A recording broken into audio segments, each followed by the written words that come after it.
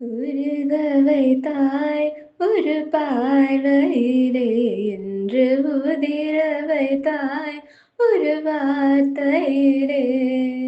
நிஜமிதுவா என்று எங்கையிலே நீ கடந்து விட்டாய் ஒரு நொடியினிலே போதும் என்றா நீ போகவிட்டாய் அந்த உணர்வதையும்